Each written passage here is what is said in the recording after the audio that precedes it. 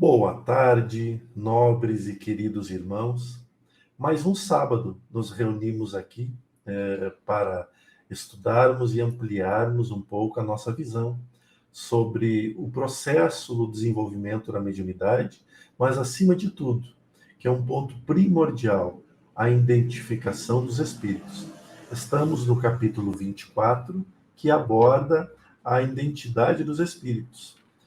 Porém, já chegamos no item 262 e aqui começa algo muito interessante da obra, que é a distinção entre os espíritos bons e maus, aqueles esclarecidos no amor e na paz e aqueles esclarecidos no ato da maldade e da ignorância em relação à luz. Né? E assim nós vamos indo. Convido o Robson, né, que está aqui conosco, e a fazer a leitura. Então, Kardec fala o seguinte: distinção entre os espíritos bons e maus, 262. Se a identidade absoluta dos espíritos é, em muitos casos, uma questão acessória e sem importância, o mesmo já não se dá com a distinção a ser feita entre os espíritos bons e maus. A individualidade deles pode até nos ser indiferente, nunca, porém, suas qualidades morais. Em todas as comunicações instrutivas, é sobre esse ponto que devemos concentrar toda a nossa atenção, porque só ele nos pode dar a medida da confiança que podemos depositar no espírito que se manifesta, seja qual for o nome com que se apresente. O espírito que se manifesta é bom ou mau?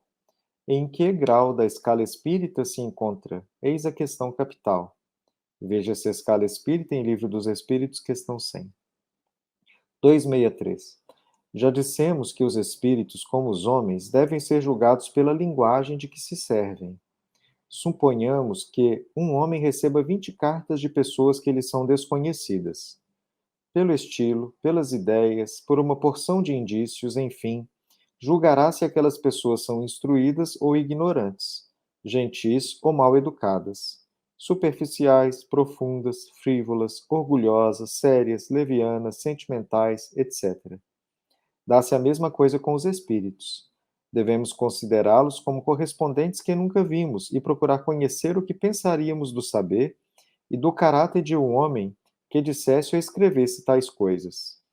Pode-se estabelecer como regra invariável e sem exceção que a linguagem dos espíritos guarda sempre relação com o grau de elevação a que já tenham chegado. Os espíritos realmente superiores não apenas só dizem coisas boas, como também as dizem em termos que excluem de modo absoluto qualquer trivialidade. Por melhores que sejam essas coisas, se forem manchadas por uma única expressão que denote baixeza, isso constitui um sinal indubitável de inferioridade, principalmente se o conjunto da comunicação chocar as conveniências pela sua grosseria. A linguagem revela sempre a sua origem, seja pelos pensamentos que traduz, seja pela forma, de modo que se um espírito quiser iludir-nos sobre a sua pretensa superioridade, bastará conversarmos algum tempo com ele para a apreciarmos. 264. A bondade e a benevolência são atributos essenciais dos espíritos depurados. Não têm ódio, nem aos homens, nem aos outros espíritos. Lamentam as fraquezas, criticam os erros, mas sempre com moderação, sem fel e sem animosidade. Admitindo-se que os espíritos verdadeiramente bons só podem querer o bem e dizer coisas boas, conclui-se que tudo o que revele na linguagem dos espíritos falta de bondade e de benignidade não pode emanar de um espírito bom.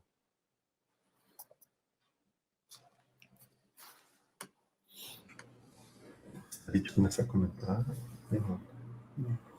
Eu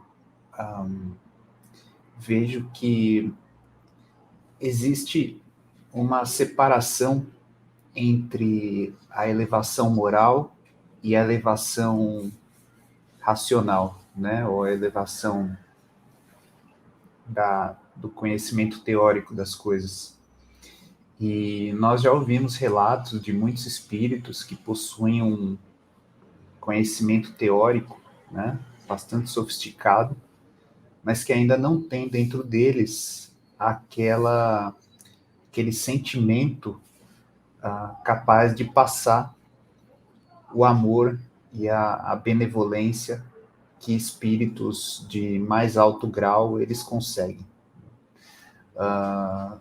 É possível fazer essa distinção dos espíritos apenas refletindo sobre a mensagem que ele passa e sobre a essência da mensagem que ele traz para a gente. Vemos que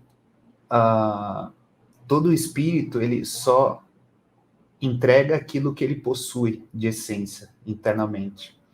E já desde sempre, né, o espiritismo prega a fé raciocinada.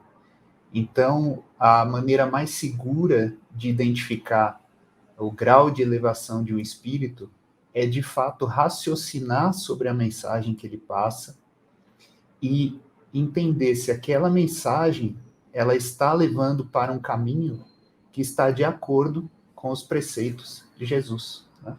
Amar ao próximo como a si mesmo e Deus acima de tudo.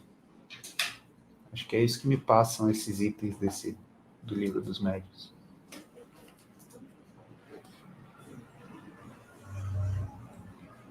Quer falar, Robson?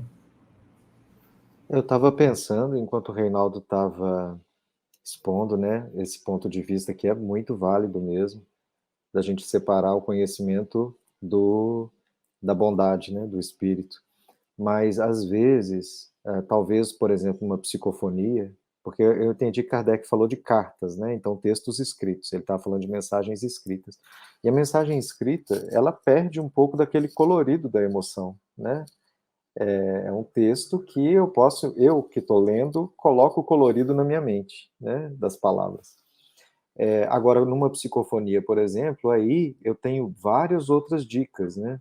Eu tenho o tom de voz, eu tenho o ritmo, eu tenho até a própria energia do espírito, né, que ele está transmitindo na hora que ele comunica, para a gente saber se ele possui uma bondade, uma paciência, ou se ele é mal-humorado e impaciente, né? Muito mais, às vezes, até do que as palavras escritas. E aí eu não sei, né, se Kardec fala sobre essa outra forma de mediunidade em outro lugar, especificamente quanto a identificar ou não os espíritos, né? Mas numa conversa, mesmo de dois encarnados, você sente o que a pessoa está emanando em termos de emoção, né? Se a pessoa está brava, você sente. Se a pessoa está calma, você sente. Se a pessoa está feliz, você sente. Se a pessoa está triste, você sente. E aí você tem essa coisa bem intuitiva, por um lado, mas com uma certeza maior sobre o que está acontecendo ali, né? Nesse nível de identificar os sentimentos. Sim, sim, exatamente. Quando amplia-se a nossa experiência através dos trabalhos mediúnicos, aonde tanto para o médium como para aqueles que assistem as comunicações presenciam o linguajar que chegam os espíritos perdidos. Porque vejam, nem todos os espíritos que estão ao nosso redor, eles são perseguidores. Existem muitos espíritos apenas vagando de forma perdida nas suas ilusões íntimas. E eles trazem consigo o seu linguajar. Quando eles falam, eles pronunciam a gíria que usavam e expressam na forma com que falavam. Quando vem um espírito pseudo-sábio, né, que estes são os que Kardec alerta muito, o cuidado, que são os espíritos que têm o conhecimento, mas não estão preocupados nenhum e nem pouco com a verdade. Então, eles falam tudo o que os interlocutores querem, interlocutores, quem está escutando, né, estão escutando. Ele, tudo que quiserem, ele vai falar, porque ele não está preocupado com a verdade. Mas ele sabe que aquela massa, porque ele reconhece a energia, está disposta àquela informação. Então eles simplesmente falam. E neste falar, começam, em alguns momentos, mesmo que pela psicofonia, mesmo ele tomando o cuidado de passar ileso a percepção, ele vai deixar a sua marca. Ele vai deixar a impressão real de quem ele é em alguma frase, em alguma palavra, em alguma colocação, né? Ou até mesmo na energia, como o Robson disse. Os espíritos que já estão, que não são os pseudo-sábios, eles estão seguros do que fazem e sabem o que fazem, e são realmente os perseguidores espirituais. Eles chegando, e chegam dizendo quem são, e chegam falando o que estão por fazer. Então, estes é mais fácil a comunicação. Agora, o nível de espíritos pseudo-sábios que compreendem as nossas deficiências de falta de esclarecimento e então passam-se por seres de estirpe elevada, estes é um número muito grande. Então, na psicofonia, na psicografia, em qualquer forma de mediunidade, tem uma das coisas que nós precisamos sempre levar em consideração. O nome daquele que está falando não interessa. Não é interessante saber o nome, porque o nome é apenas curiosidade nossa. Quem é meu mentor? Meu mentor é um espírito esclarecido. Quando ele estiver com permissão, ele se apresentará. Até então, ele é um amigo espiritual. Tudo que mudar dali é apenas curiosidade nossa. E a curiosidade nos aproxima dos perigos, dos encantos, né? Tudo o que nós quisermos perguntar à espiritualidade, então, nós escutamos eles, primeiro. Eles nos trazem coerência naquilo que falam. E, então, as nossas perguntas serão recheadas de coerência. As respostas que virão serão recheadas de coerência. Agora, quando tudo começa a ficar dúbio, né, ficar nebuloso, então, o primeiro ponto é: não quero fazer perguntas, está ótimo assim, obrigado. O espírito vai achar um jeito de falar uma vez mais e se colocar à disposição de perguntas. E aí você as recusa uma vez mais? Não, obrigado, não estou disposto a saber. Na terceira vez pode ter certeza que ele vai estar irritado. Agora, se é um espírito esclarecido, no instante que falou não, obrigado, ele não toca mais no assunto. Foi dada a possibilidade e eles não quiseram. E isso não vai dar pontos negativos para nós, porque eles saberão. Por algum motivo nós ficamos desconfiados e não quisemos dar prosseguimento naquilo. Eles entenderão porque nos respeitam. Isso é humildade, né? Então, exato, Renan. E isso é uma das coisas que a gente tem que estar atento em tudo que a gente recebe. Os espíritos esclarecidos, como Kardec nos fala, eles não trazem apenas mensagens lindas e boas. Eles nos trazem as verdades, mas eles não fazem as verdades nos tornar desespero. A gente vê tanta agora premonição e mensagens do fim de tudo. Eu as classifico, né, como não sendo de espíritos esclarecidos. Mas isso é a opinião de Jordelê. Não tem nada de Oikenaz, nada de Lázaro, nada de ninguém. É a opinião de Jordelê. Quando eu vejo essas mensagens, eu as classifico como de não relevância. Porque qual o objetivo? Esse é o meu argumento. Qual o objetivo de um espírito luminoso vir trazer paz, trazer luz, trazer amparo, trazer esperança, reencarnar inúmeros espíritos de outros mundos mais evoluídos para auxiliar na aceleração da Terra, e do nada ele dizer: não, cansei disso aí, vamos destruir tudo, né? Vamos passar o rolo, acabou. E então já mostra que também Deus está impaciente. E se Deus está impaciente, quer dizer que ele não é todo poderoso, não é todo amor, não é todo misericórdia, porque ele ficou impaciente. Então deve ter alguém mais paciente que ele, então eu vou esperar esse outro alguém se manifestar para mim começar a rezar para o outro alguém. E esses pontos, cabe-nos os cuidados. Porém, veja, uma vez mais, a nossa curiosidade em saber em primeira mão aquilo que está por ocorrer. É a curiosidade que mata um gato, já diz o ditado antigo, né? Então, quanto mais estivermos buscando a curiosidade, mais sujeitos a enganos teremos. É sobre isso que você falou, né, Jordelei?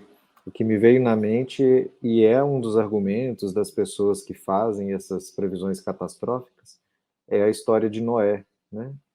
Então, lá no Antigo Testamento tem essa história que Noé recebeu uma mensagem direta de Deus avisando que ia ter o juízo final da época, que era o dilúvio, que todos iam morrer afogados e que ele teria que construir um barco, né? Teria que construir um barco e salvar todas as espécies de animais, né? Assim que aparece na Bíblia.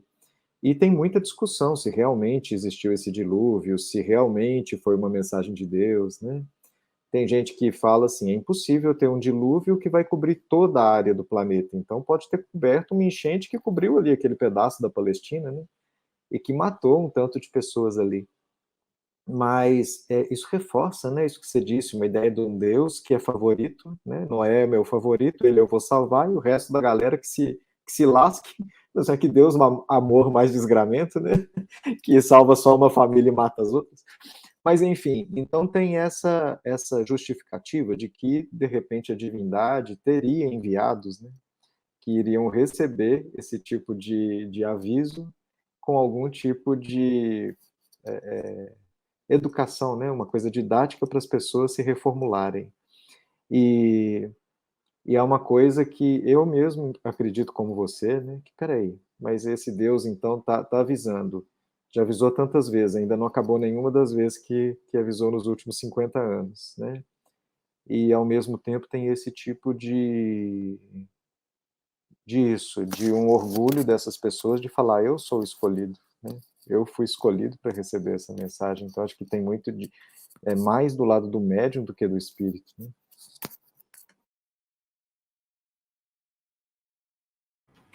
E quem somos nós para julgar? Por favor, não estamos julgando absolutamente ninguém, apenas apresentando as nossas ideias e concepções.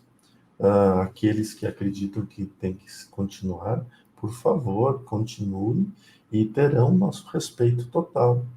Mas, diante deste assunto, que é a identificação dos espíritos, nós temos que comentar e nós temos que dizer mesmo, principalmente expor as nossas ideias e os nossos pensamentos. Mas eu comungo dessas informações, Robson, contigo. É a questão do refletir e raciocinar, né? Sempre, e todos têm essa liberdade para fazer isso. Mas é interessante porque todos os ensinamentos que nós discutimos geralmente remetem à fé. E o Robson comentando sobre a questão de salvar uns e não salvar outros, e você receber aquela mensagem privilegiada de onde é que vai acabar o mundo, né? Onde vai acontecer a catástrofe, é porque você está tentando se adiantar muitas vezes, né, à própria providência divina. E, como diz o ditado, ninguém morre de véspera. Em raríssimos casos, quando a própria pessoa resolve tirar a própria vida, mas ninguém morre de véspera, né? Não cai uma folha no chão sem a autorização de Deus, vamos dizer assim. Então, temos que olhar por esse ponto também, né? Para que nós queremos saber? Onde é que vai acontecer a catástrofe? Então, né? De repente, é algo que nós precisaremos passar de fato por aquilo.